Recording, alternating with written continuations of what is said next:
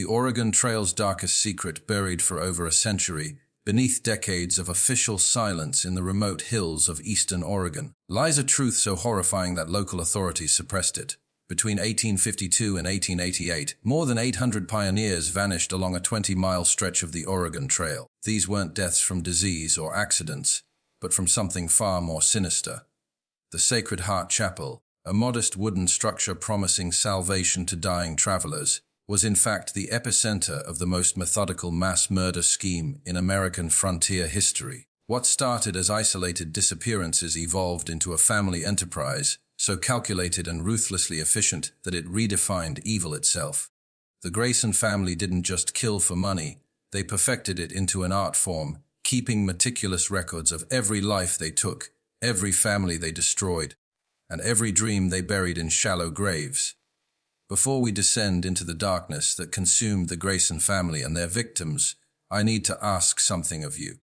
This channel isn't for everyone, only for those brave enough to confront the most disturbing truths hidden in America's past.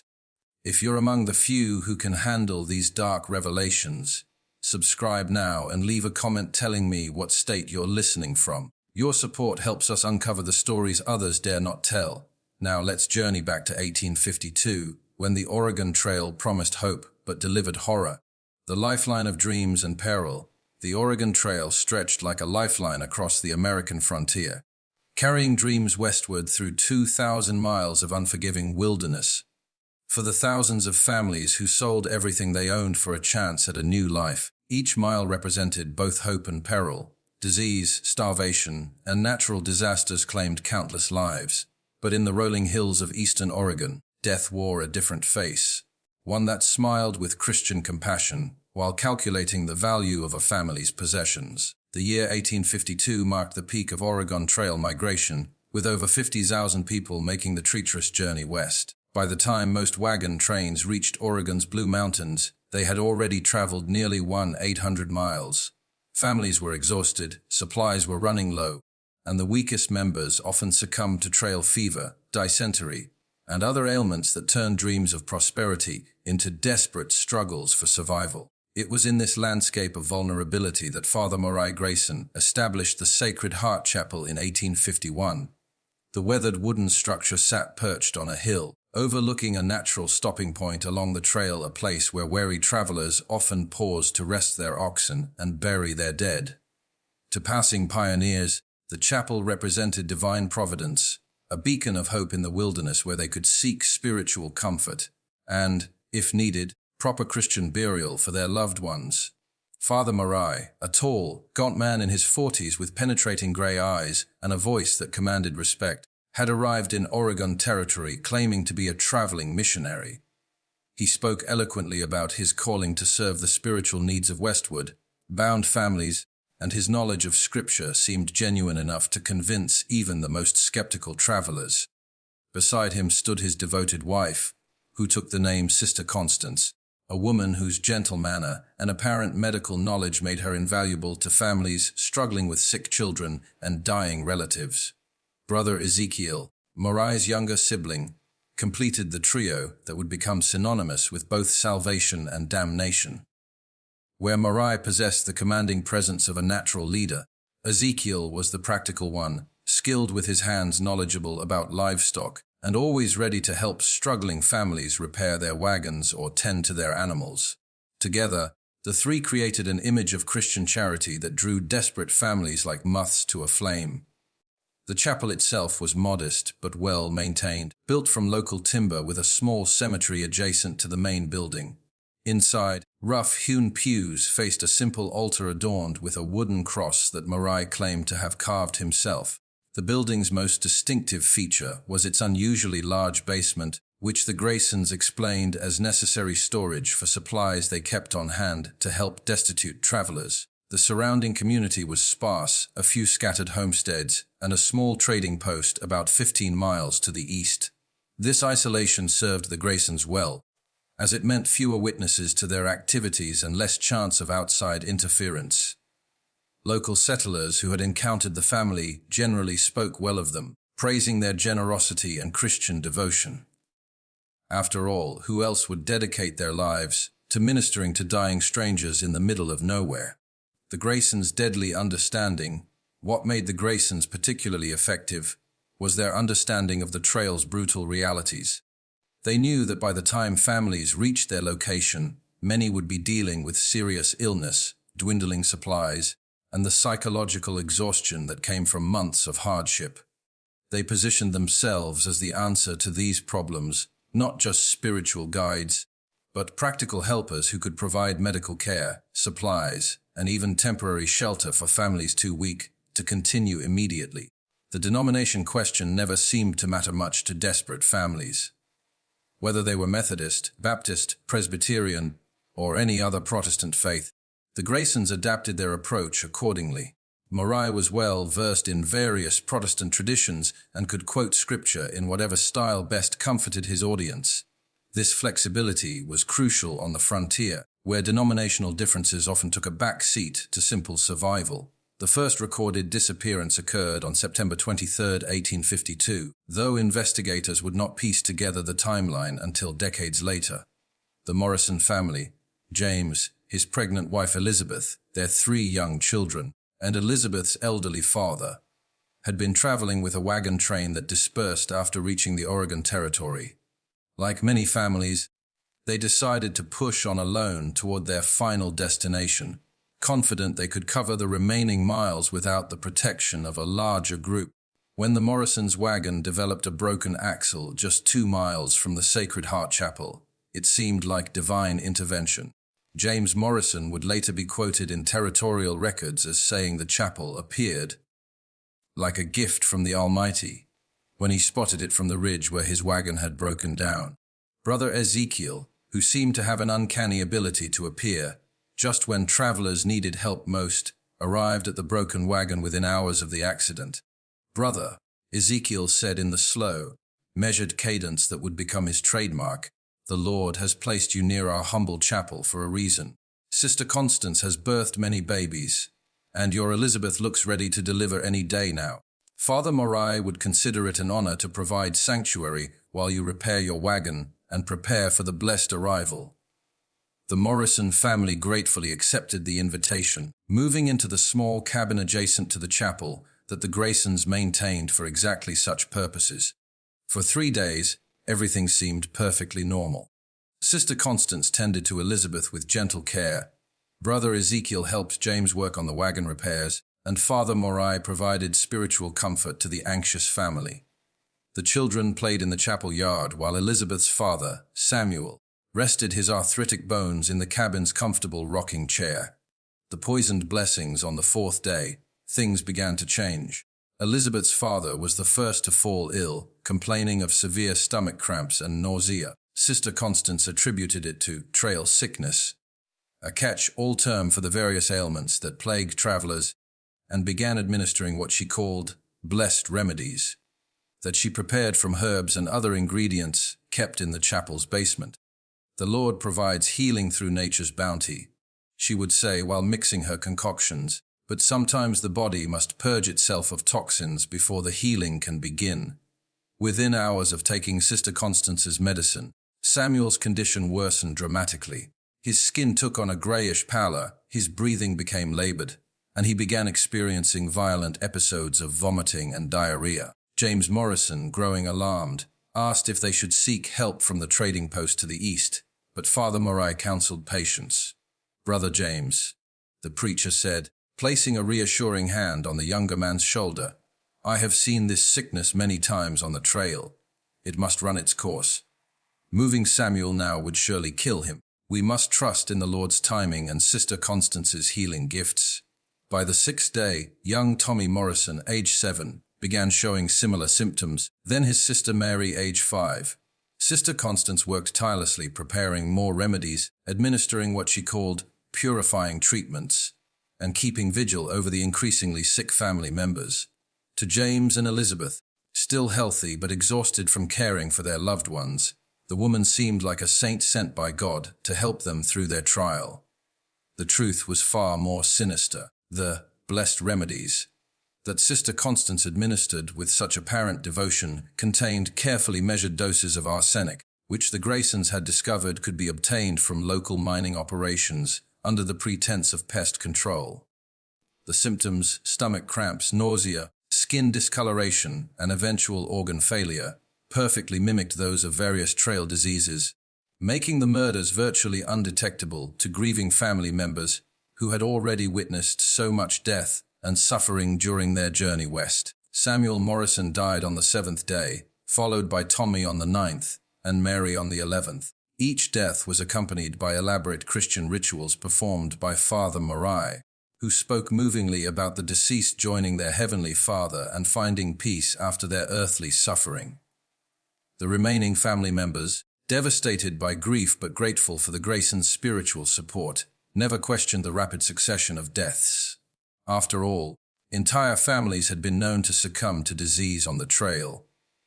What they didn't know was that each night, after the grieving survivors had exhausted themselves with weeping and prayer, Brother Ezekiel would systematically search through the family's possessions, making detailed inventories of everything of value. The Morrisons had been relatively prosperous back in Missouri, and their wagon contained fine furniture, quality tools, family heirlooms, and a substantial amount of gold coins that James had sewn into hidden pockets of his clothing. The end of the Morrisons and a new beginning on the 12th day, James Morrison himself began experiencing the telltale symptoms. Elizabeth, now in the early stages of labor and terrified that she would lose her husband, as well as her children and father, begged Sister Constance to do everything possible to save him. The woman's response would later be remembered as particularly chilling by those who eventually uncovered the truth. "My dear child," Sister Constance said, holding Elizabeth's trembling hands, "some illnesses are God's way of calling his children home. We must not question his wisdom, only trust in his mercy. Your husband will join your precious babies in paradise, and you will raise your new child knowing that your family awaits you in glory." James Morrison died on the 14th day, just hours before Elizabeth gave birth to a son who would live only long enough to be baptized by Father Morai. When Elizabeth herself succumbed to the same mysterious illness 3 days later, the entire Morrison family had been wiped out in less than 3 weeks. To any outside observer who might have inquired about the family's fate, the Graysons had a perfectly reasonable explanation. The Morrisons had arrived sick and exhausted from the trail, had contracted a virulent form of dysentery that sometimes struck entire families, and had died despite the best efforts of Christian caregivers who had risked their own lives to provide comfort in their final hours. Father Morai had given them proper Christian burial in the chapel cemetery, and their possessions had been consecrated to the Lord's work, a euphemism for theft that sounded appropriately pious. But the Morrison family's disappearance was only the beginning. The Graysons had discovered something that would transform their lives and terrorize the Oregon Trail for the next 36 years. Murder, when executed with sufficient planning and religious justification, could be extraordinarily profitable.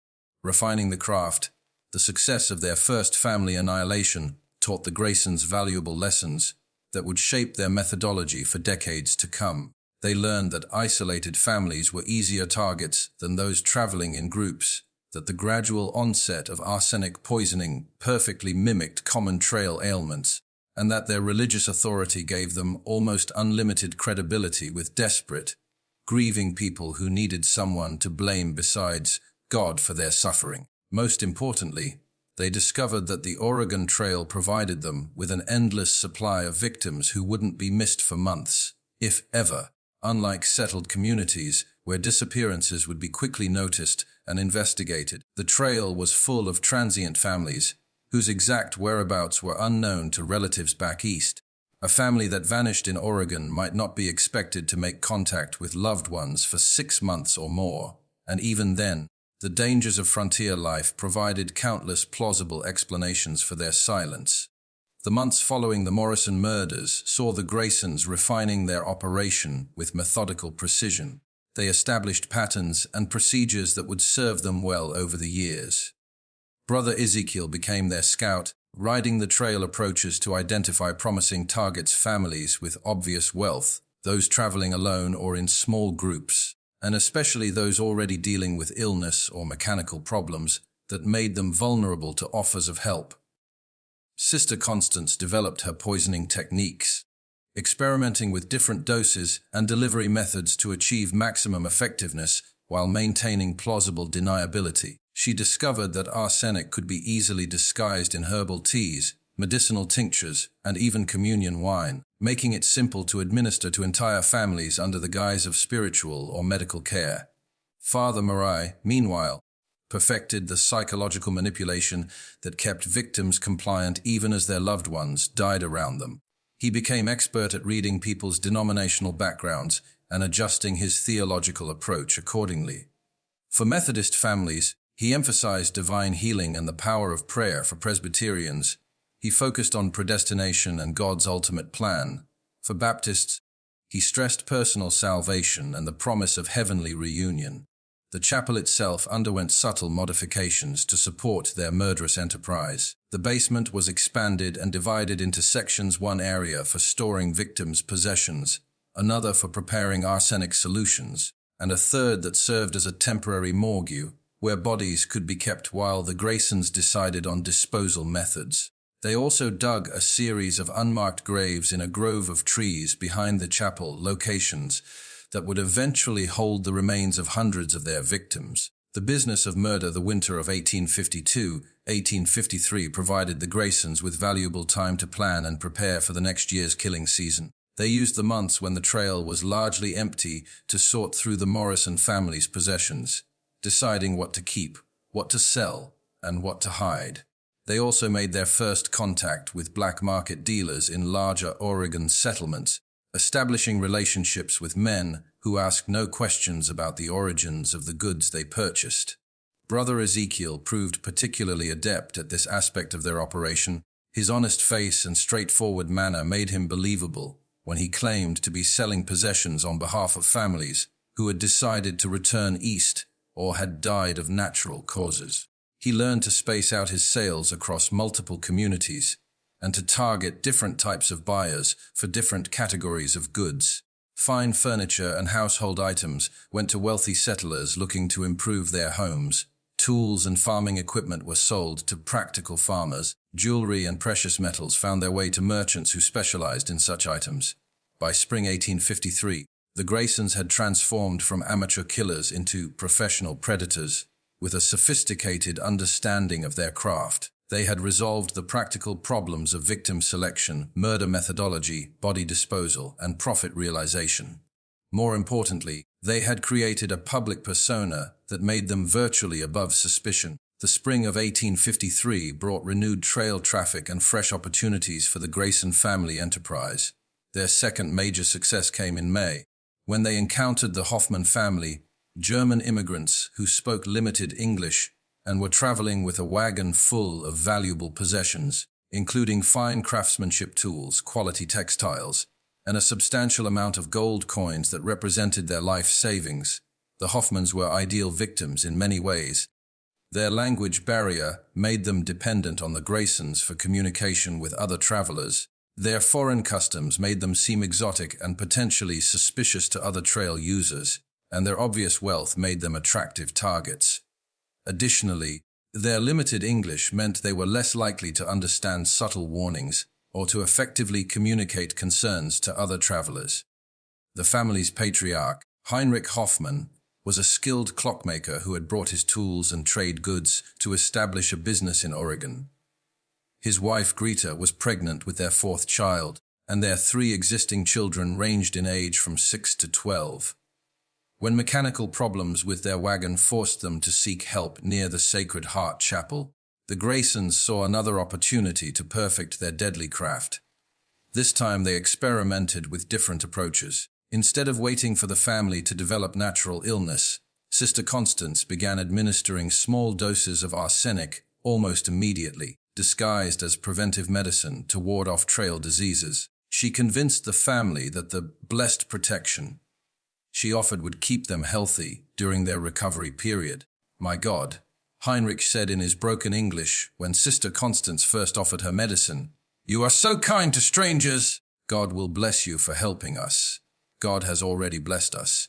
Sister Constance replied with practiced sincerity, by giving us the opportunity to serve his children in their time of need. The Hoffman family's murder took nearly a month to complete, but the extended timeline allowed the Graysons to thoroughly inventory their possessions and establish detailed plans for disposing of the valuable clock, making tools and trade goods. It also gave them time to study the family's routines and relationships, knowledge that would prove valuable in their future operations. By the end of 1853, the Graysons had successfully murdered 3 complete families, totaling 16 people, and they had begun to see their operation as a business that required the same careful planning and attention to detail as any other profitable enterprise. They started keeping records, not just of their victims' possessions, but of their methods, their mistakes, and their successes. These records, discovered decades later in the chapel's hidden basement compartments, would eventually provide investigators with a horrifying window into the systematic nature of the Grayson family's crimes. Written in Father Morai's precise handwriting, the ledgers contained detailed entries for each family they murdered, including names, dates, possessions taken, disposal methods used, and profits realized from selling stolen goods. The entries were written in a cold, business-like style that treated human lives as inventory items. A typical entry might read, Morrison family 5 souls departed. September-October 1852. Possessions included 2 gold coins, furniture items, quality tools. Bodies interred in Grove Section C. Estimated profit 400 tons. Method arsenic via medicinal teas. Duration 17 days. Lessons learned. Reduced dose frequency to extend timeline and reduce suspicion. The Weatherby Challenge, as word of the Graysons' charitable work spread along the trail, they began attracting victims actively seeking their help. Families who had heard about the good Christian folk who provided aid to travelers would sometimes seek out the Sacred Heart Chapel specifically, walking directly into the trap that the Graysons had so carefully constructed. The Graysons' methodical approach to mass murder evolved significantly during their second year of operation. They had learned from their early experiences that success required not just effective killing techniques, but also sophisticated systems for managing every aspect of their deadly enterprise. Father Morai, with his analytical mind and leadership skills, began treating their operation like a business that happened to involve murder rather than a series of random killings. The summer of 1854 marked a turning point in their methodology when they encountered the Wetherb family from Tennessee. Charles Wetherb was a former Confederate officer who had decided to seek his fortune in Oregon rather than rebuild his war-torn plantation. He traveled with his wife Margaret, their twin daughters Sarah and Susan, aged 15, and Margaret's younger brother David, a skilled blacksmith who had brought his complete set of professional tools. What made the Weatherby case significant was not just their wealth. Though Charles had converted most of his remaining assets into gold coins and jewelry that he kept hidden in a specially constructed compartment in his wagon. But their intelligence and natural suspicion. Charles had been a military officer, trained to notice details and assess threats. Margaret was an educated woman who had read extensively about trail dangers and was naturally cautious about trusting strangers. When the Wetherb wagon developed wheel problems near the chapel, Charles initially resisted the Graysons' offers of assistance. He had heard stories about travelers who had accepted help from strangers and never been seen again, and something about the isolated location and the convenient timing of Brother Ezekiel's appearance made him uneasy. "I appreciate your Christian charity," Charles told Father Morai during their first meeting, "but we've got the skills and tools to handle our own repairs. We'll be moving on directly." Father Morai, however, had become expert at reading people and adapting his approach accordingly. Rather than pressing the issue, he withdrew gracefully, mentioning casually that Sister Constance had mentioned seeing signs of sickness in the area, possibly cholera or dysentery, and suggesting that the family might want to consider staying until they were certain none of them had been exposed. "Of course, Brother Charles," Morai said with apparent understanding, "a wise man protects his family, but I would feel remiss in my Christian duty if I didn't mention that Sister Constance has been treating several cases of trail fever in the past weeks. The symptoms can take time to manifest, and traveling while infected can spread the disease and weaken the body's defenses. The mention of disease had exactly the effect Morai intended. Margaret Wetherb, already exhausted from months of trail life and worried about her daughter's health, began to reconsider their quick departure. When young David developed a mild fever the next day, a fever that Sister Constance claimed was an early symptom of the regional sickness, the family's resistance crumbled. Perhaps Margaret suggested to her husband, "We should accept their offer of shelter, just until we're certain David isn't seriously ill." The long game and a chilling discovery. Charles agreed reluctantly, but his military training made him maintain a level of alertness that posed a challenge for the Graysons. Unlike their previous victims who had been desperate and grateful, Charles watched everything with calculating eyes and asked pointed questions about the family's background and the fate of other travelers who had sought their help. The Graysons adapted by providing him with carefully crafted stories about their successful treatment of previous families. They showed him the chapel cemetery, pointing out graves that they claimed belonged to travelers who had arrived already dying and had received proper Christian burial. They even introduced him to testimonial letters, forged documents supposedly written by grateful families who had recovered from serious illnesses and continued safely to their destinations. "Brother Charles," Father Morai said one evening as they sat on the chapel porch, "I understand your caution. A man who has served his country learns to trust carefully. But consider this, if we meant you harm, would we not have acted by now? Would we not choose easier targets than a trained soldier with weapons and watchful eyes?" The psychological manipulation was subtle but effective. By acknowledging Charles's suspicions and military background, Morai made him feel respected and intelligent. By pointing out that he would be a difficult target, the preacher made the idea of being targeted seem less likely. Most importantly, by demonstrating apparent openness and honesty, he gradually lowered Charles's defenses. The actual murders of the Wetherb family took nearly 6 weeks to complete, representing the longest timeline the Graysons had yet attempted. Sister Constance began with extremely small doses of arsenic, administered through water that she claimed had been blessed for healing and recommended for preventing the spread of disease. The doses were so small that the symptoms developed very gradually, appearing to be natural illness rather than poisoning. David, the youngest and physically weakest member of the family, succumbed first. His death seemed to confirm Sister Constance's warnings about the regional sickness, and the family's gratitude for her care during his final days made them even more trusting of her medical knowledge. Margaret was next, developing symptoms that Sister Constance attributed to the strain of nursing David through his illness. Charles, trained to analyze battlefield situations, began to notice patterns that disturbed him.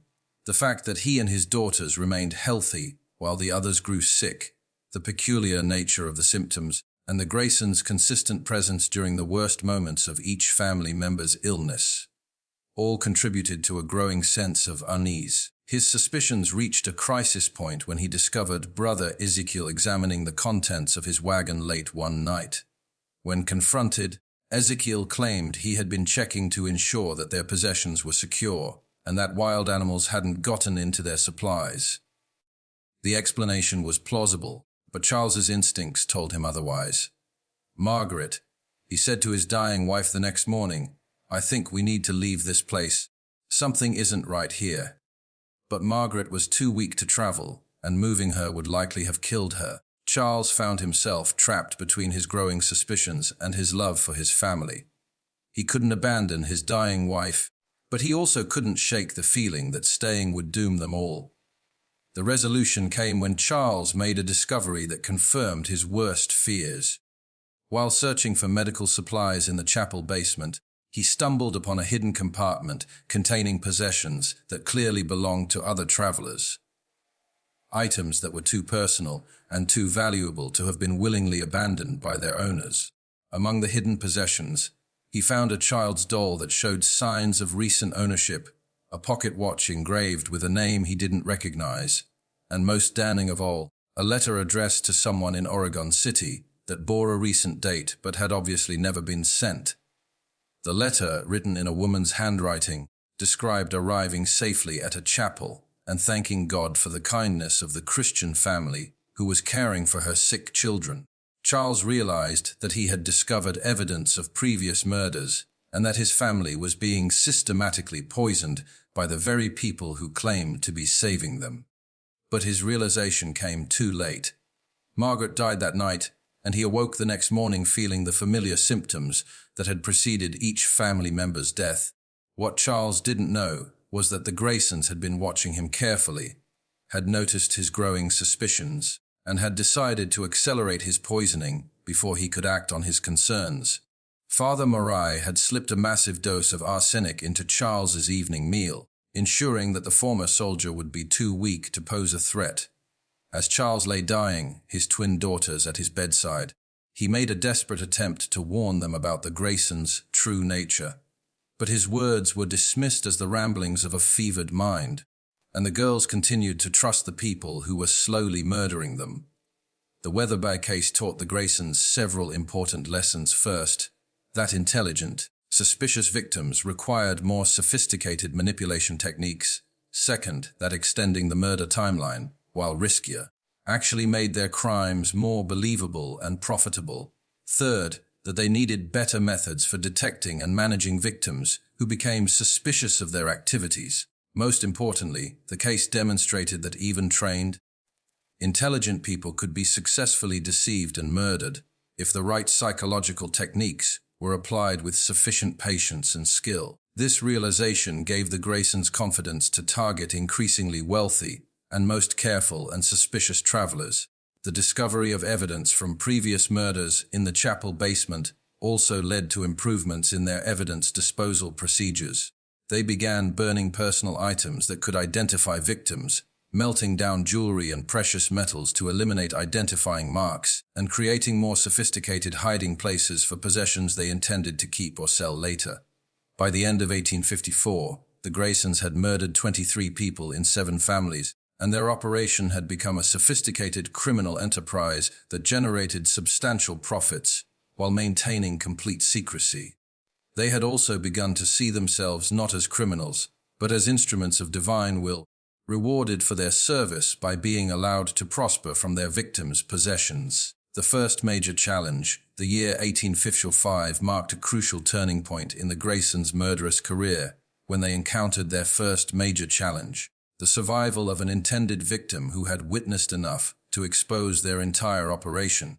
The incident began routinely enough with the arrival of the Patterson family from Ohio, but it would end with the Graysons facing the terrifying possibility of discovery and the need to make desperate choices about their future. Thomas Patterson was a successful merchant who had liquidated his Ohio business to pursue opportunities in Oregon's growing economy. He traveled with his wife Emily, their 4 children aged 8 to 16, and Emily's sister Catherine, an unmarried woman in her 30s who served as the family's teacher and caregiver. What made the Patterson family particularly attractive to the Graysons was not just their obvious wealth. Thomas had converted his business assets into easily transportable gold and banknotes, but also their apparent respectability and the likelihood that their disappearance would eventually be noticed by business associates in both Ohio and Oregon. The family's wagon train had dispersed near the Blue Mountains, and they were traveling alone when they encountered Brother Ezekiel, approximately 5 miles from the Sacred Heart Chapel. Their wagon had not broken down, and none of the family members were obviously ill, but Ezekiel had learned to create opportunities rather than simply wait for them to occur. "Good afternoon, brother," Ezekiel called out as he approached the Patterson wagon. "I couldn't help but notice your fine team of oxen. That's quality livestock right there. You folks wouldn't happen to be interested in trading for some fresh supplies, would you? We keep a good stock at the chapel just ahead." Thomas Patterson was a shrewd businessman who had learned to evaluate offers carefully before making decisions. He was interested in the possibility of obtaining fresh supplies, but something about Ezekiel's manner, perhaps too friendly, too eager, made him cautious. "We appreciate the offer," Thomas replied, "but we're well supplied for the remainder of our journey. We'll be moving on directly." Ezekiel, however, had prepared for this response. Of course. But I wonder if I might mention something that could save your family considerable trouble. Sister Constance, That's our medical woman. She's been treating several cases of mountain fever in recent weeks. Nasty business that takes hold gradually, and by the time folks realize they're sick, they're too weak to travel safely. The mention of disease had its intended effect on Emily Patterson, who immediately began worrying about her children's health. Mountain fever, she asked. We haven't heard anything about disease in the area. Well, ma'am, Ezekiel said with practiced concern, it's not something folks like to talk about. Bad for business, if you know what I mean. But Sister Constance, she's got remedies that can prevent it if administered before the symptoms appear. Might be worth your while to stop by the chapel just to have your family examined.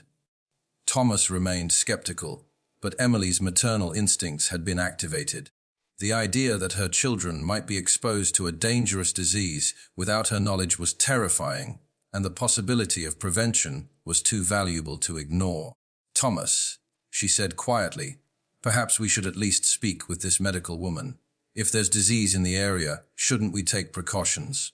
Reluctantly, Thomas agreed to visit the chapel, telling himself that they would simply get information about the supposed disease and then continue their journey.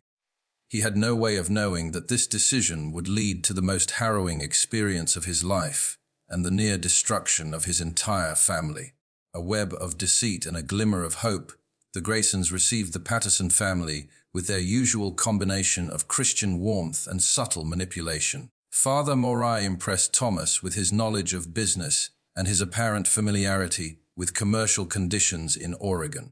Sister Constance charmed Emily with her gentle manner and her obvious affection for children. Brother Ezekiel entertained the Patterson children with stories of frontier life and demonstrations of his various practical skills.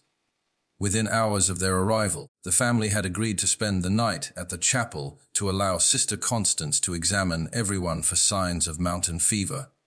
The examination revealed, predictably, that several family members showed early symptoms that required immediate treatment with Sister Constance's preventive remedies.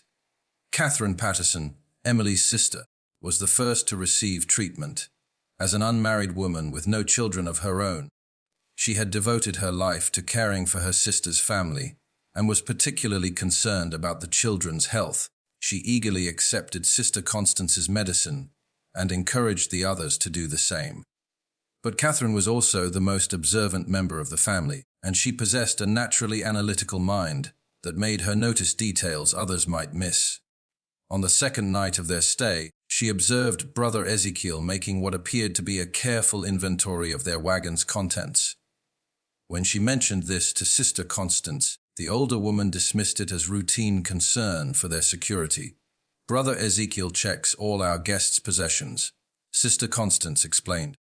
We've had problems with theft in the past, and we want to ensure that nothing goes missing while families are under our care. The explanation seemed reasonable, but Catherine continued to notice small details that troubled her, the way Father Morai's eyes lingered on Thomas's gold watch, the fact that Sister Constance always prepared her medicines in private, never allowing anyone to observe the process, the peculiar coincidence that every family member who received treatment seemed to develop symptoms that required additional treatment. Catherine's suspicions reached a critical point on the fourth day, when she discovered Sister Constance adding a white powder to the medicine intended for young Timothy Patterson, the family's youngest child. When Catherine asked about the powder, Sister Constance claimed it was blessed salt that enhanced the healing properties of the herbs. But Catherine had grown up in Ohio, where her father had been a pharmacist, and she recognized the crystalline appearance of the powder as inconsistent with ordinary salt. More importantly, she noticed that Sister Constance became nervous and defensive when questioned about her methods, quite different from the serene confidence she usually displayed. That evening, Catherine made a decision that would save her life and the lives of her surviving family members. Instead of taking her prescribed medicine, she pretended to drink it while actually spitting it into a handkerchief. She also managed to convince young Timothy to do the same, telling him it was a game they could play together. The results were dramatic and terrifying, while Thomas, Emily, and the three older children continued to weaken from their treatments. Catherine and Timothy remained healthy. More importantly, Catherine began to notice that the sickest family members were those who had been most compliant with Sister Constance's medical regimen. By the 6th day, 2 of the Patterson children had died, and Thomas was clearly dying. Emily, though weak, was still conscious and alert enough to have a conversation with her sister. It was during this conversation that Catherine made the decision to share her suspicions. "Emily," she whispered, "I think these people are poisoning us. I think they're killing our family." Emily's initial reaction was disbelief and anger. The idea that the kind Christian family who had been caring for them could be murderers seemed impossible. But as Catherine explained her observations and the pattern of symptoms, Emily began to see the horrible truth. "What can we do?" Emily asked. "Thomas is dying. The children are dying, and we're too weak to travel." Catherine had been preparing for this question. "We have to get away from here, even if it kills us. Staying here will definitely kill us, and we have to take Timothy. He's the only other one who hasn't been taking the medicine." A desperate escape and a chilling discovery. The escape plan that Catherine devised was desperate and dangerous, but it represented their only chance for survival. She waited until the early hours of the morning, when the Graysons were asleep, then helped Emily and Timothy slip out of the cabin. Thomas was too weak to move, and the older children were unconscious, but Catherine made the agonizing decision to leave them behind, rather than risk the lives of those who might still be saved. The 3 survivors made their way to the family wagon, where Catherine had hidden some of their gold and essential supplies. But as they were preparing to leave, they heard footsteps approaching from the chapel. Father Murray, apparently alerted by some sound, was coming to investigate. "Quick," Catherine whispered. "Hide in the wagon bed under the canvas. Don't make a sound, no matter what happens." Father Murray found Catherine standing beside the wagon, and his reaction confirmed her worst fears. Instead of showing concern for a family member who might be sleepwalking or confused by illness, his expression was cold and calculating. "Sister Catherine," he said quietly, "you should be resting. The mountain fever can cause confusion and poor judgment." "I couldn't sleep," Catherine replied, trying to keep her voice steady. "I was worried about Thomas and the children." Murray studied her for a long moment, and Catherine realized that he was evaluating whether she had discovered their secret. The tension stretched between them like a taut wire, each waiting for the other to reveal their intentions. "Perhaps," Murray said finally, "Sister Constance should prepare a stronger remedy for you, something to help you rest more peacefully." Catherine understood that he was proposing to kill her immediately, rather than wait for the gradual poisoning to take effect. "That's very thoughtful," she said, "but I think I'll try to sleep naturally first." "I'm afraid I must insist," Murray replied, and his hand moved to something concealed beneath his coat. What happened next would haunt Catherine Patterson for the rest of her life. As Murray stepped toward her, apparently intending to force her back to the cabin, Emily Patterson emerged from behind the wagon. Despite her weakness from the poison, she had managed to arm herself with Thomas's pistol. "Step away from my sister," Emily said, her voice weak but determined.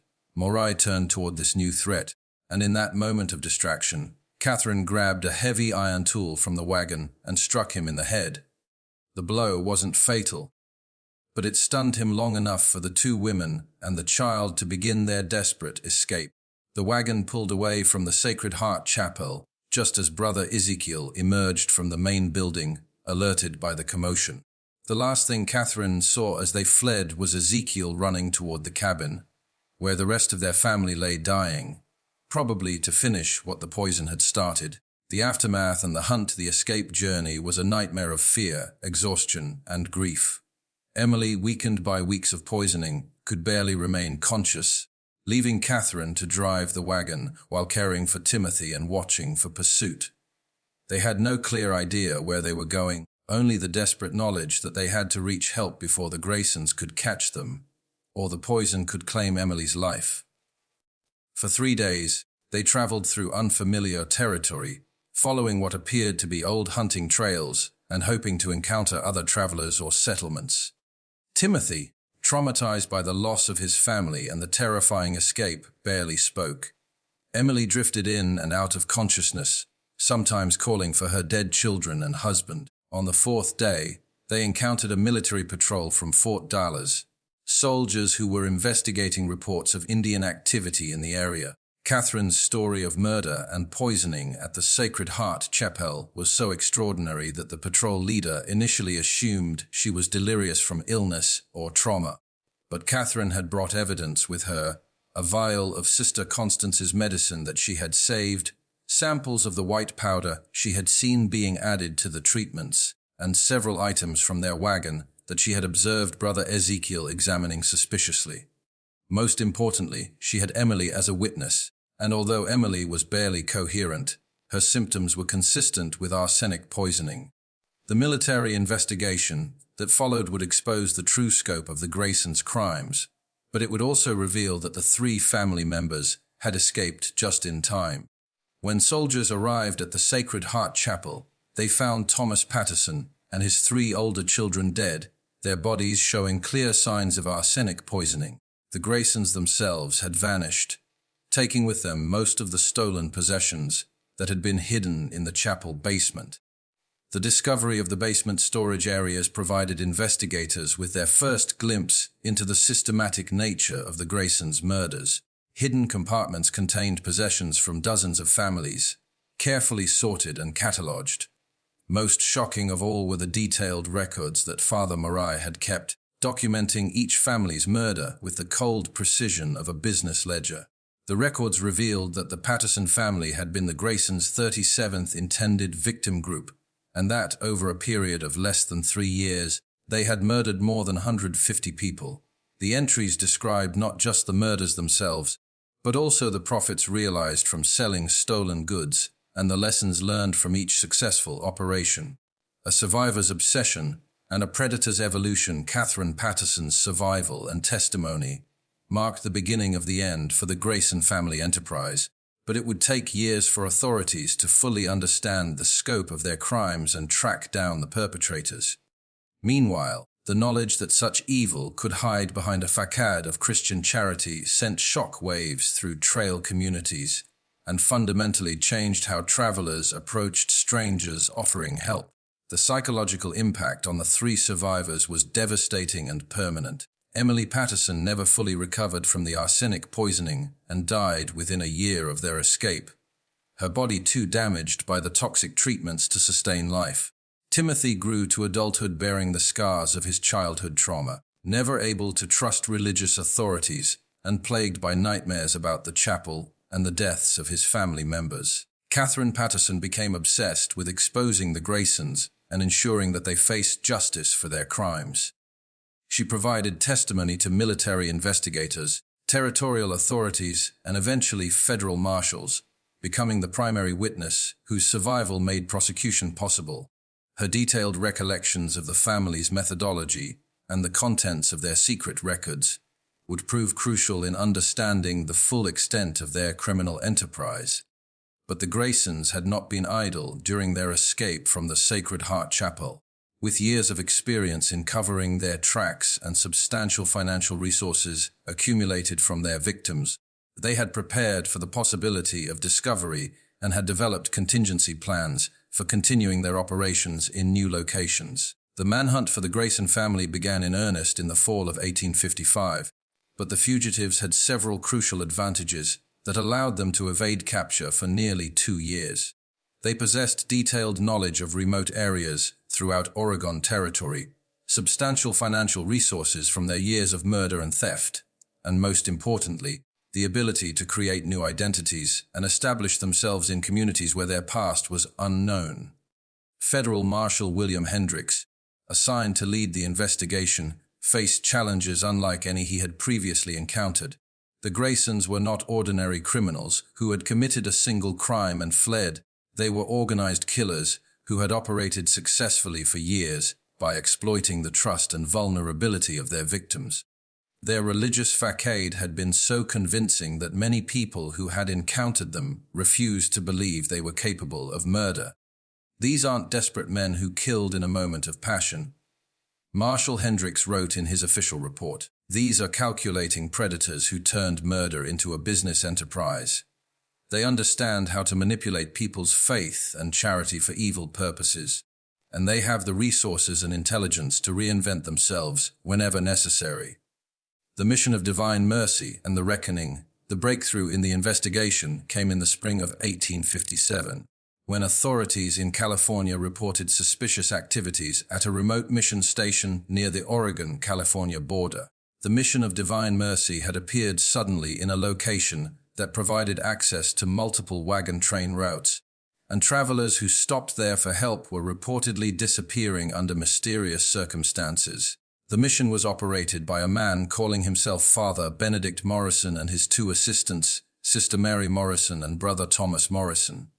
To casual observers, they appeared to be a dedicated religious family providing charitable services to travelers in need.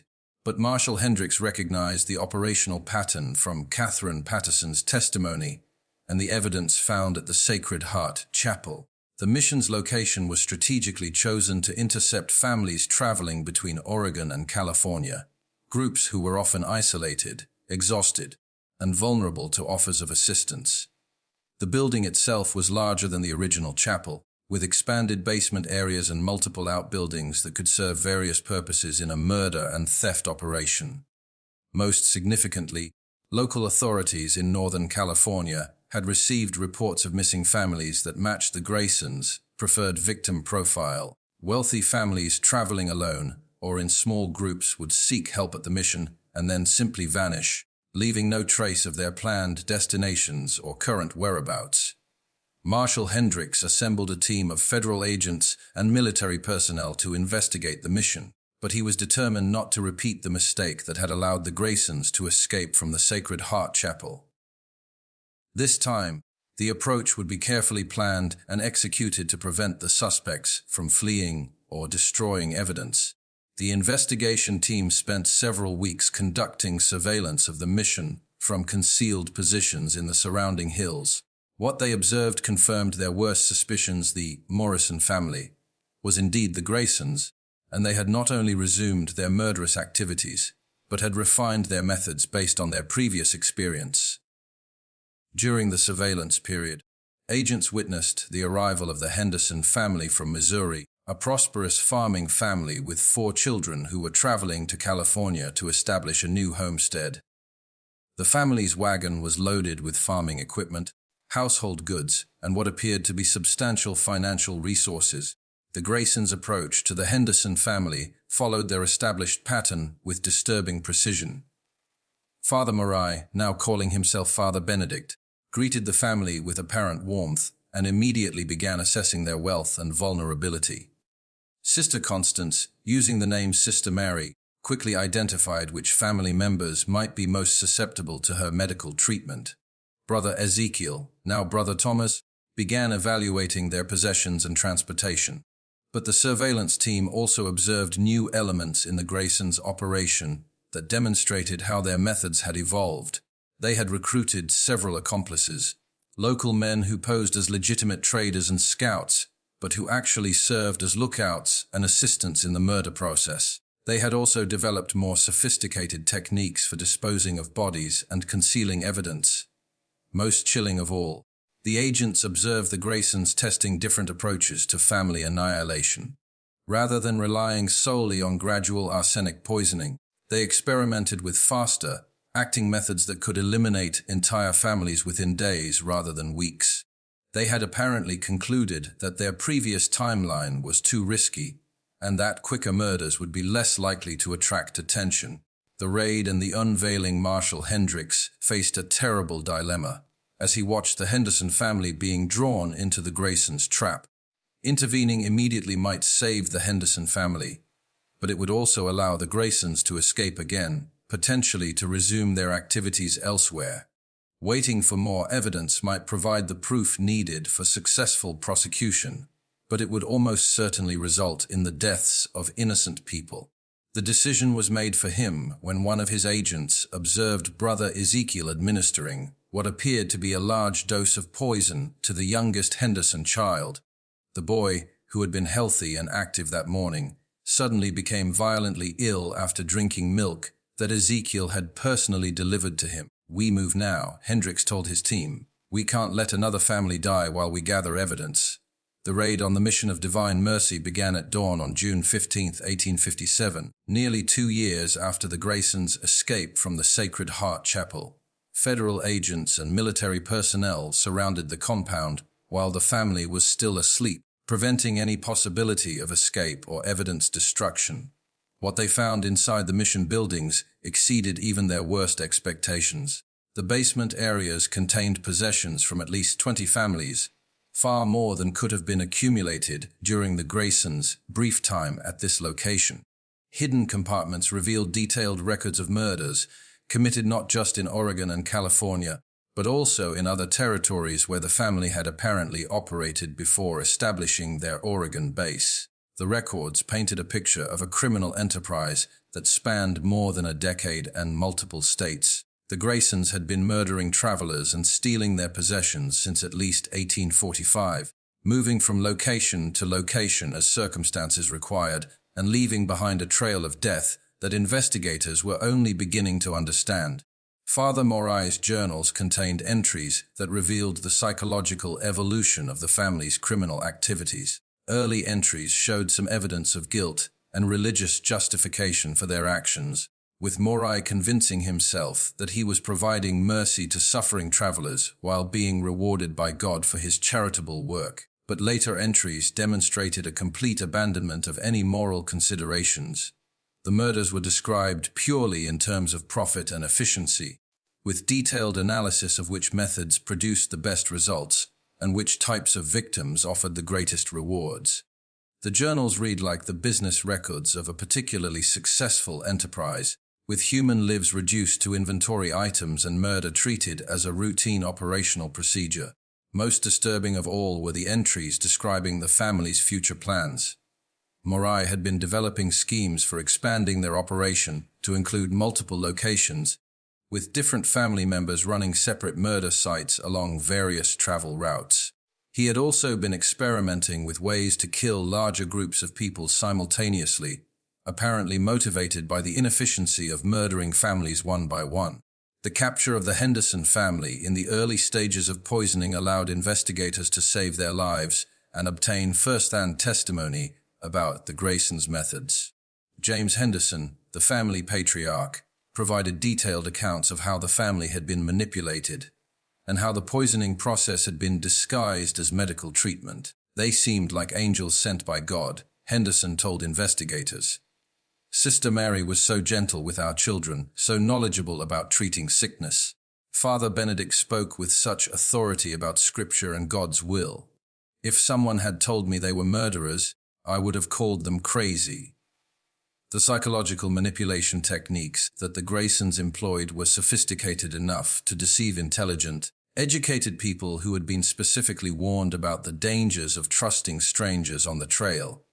Their religious authority, combined with their apparent medical knowledge and genuine charitable actions, created a facade that was nearly impossible to penetrate until it was too late. Sister Constance, when finally questioned by authorities, showed no remorse for her role in the murders.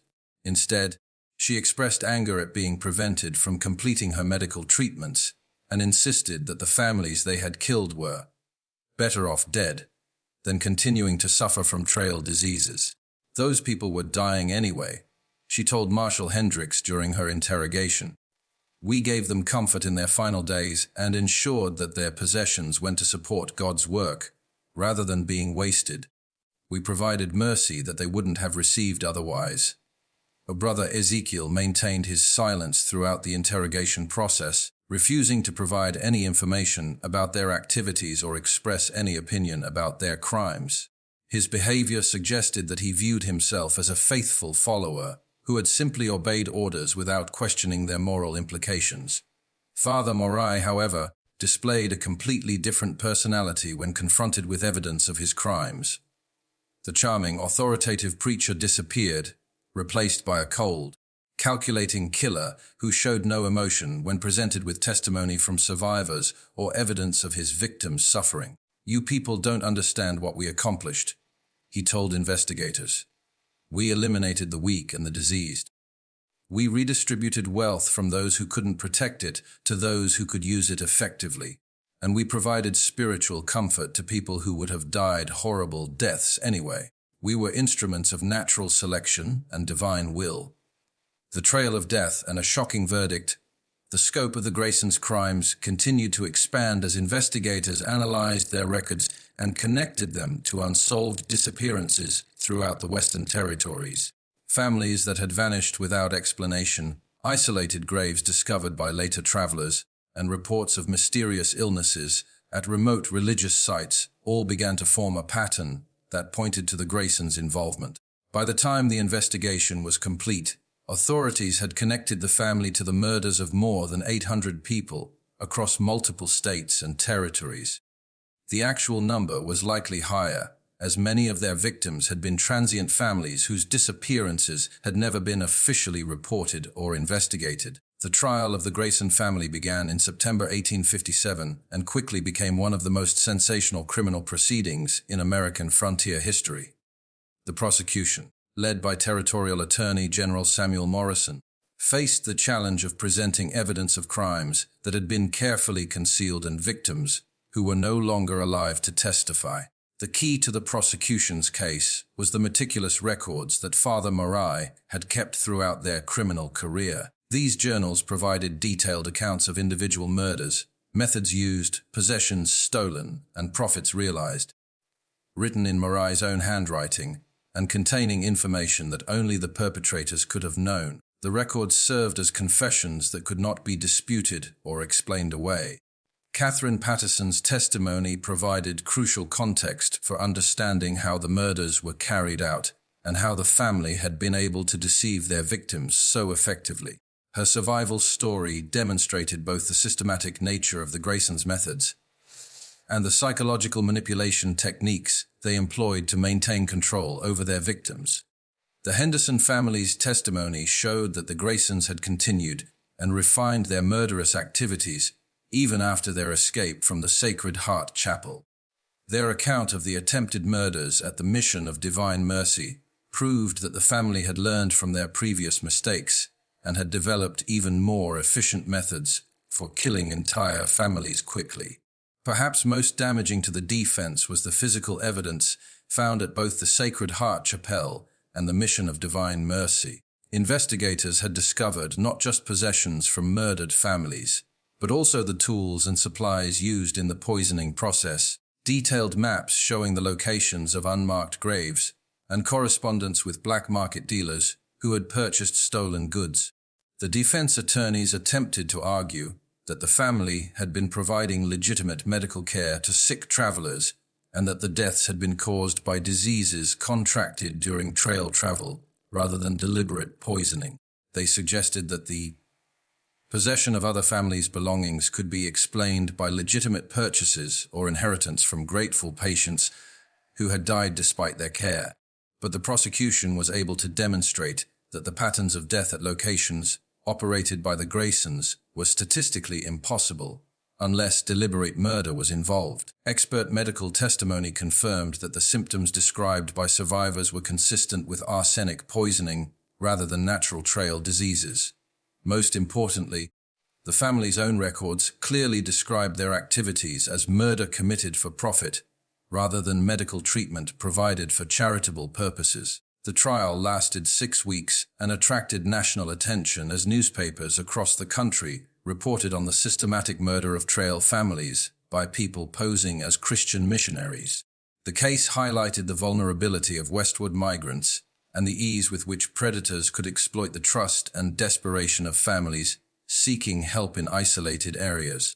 Father Morai Grayson was convicted on charges of multiple murder and sentenced to death by hanging. Sister Constance Grayson was also convicted of murder and sentenced to life imprisonment, making her one of the first women in American frontier history to receive such a severe sentence for criminal activity.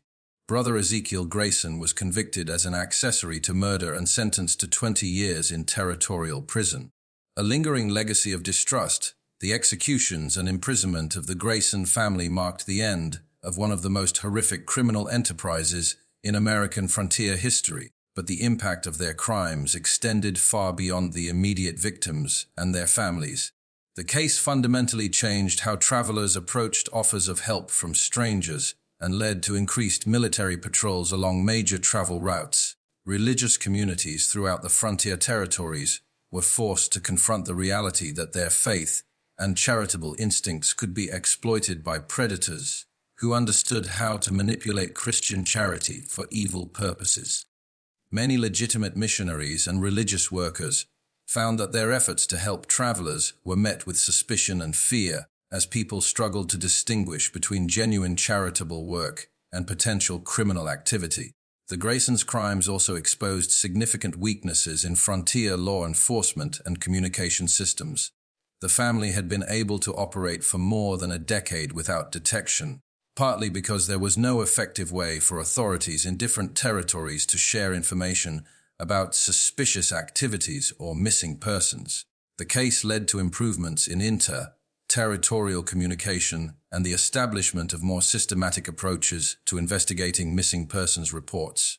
Catherine Patterson, the survivor whose testimony had been crucial to the prosecution, never fully recovered from her traumatic experience with the Grayson family. She spent the remainder of her life advocating for improved protection of travelers and working with law enforcement agencies to identify and investigate suspicious activities at remote religious sites. Her nephew Timothy, the young boy who had survived the family's attempted murder, grew to adulthood bearing psychological scars that affected his entire life. He never married, never had children of his own, and spent his adult years working as a frontier guide, helping other families avoid the dangers that had destroyed his own family. The physical locations where the Graysons had operated were abandoned and eventually destroyed by local communities that wanted to eliminate all traces of the horrible crimes that had been committed there. The Sacred Heart Chapel was burned to the ground in 1858, and the Mission of Divine Mercy was dismantled and its materials used for other construction projects. The enduring questions of evil, but the psychological impact of the Graysons' crimes lingered for generations.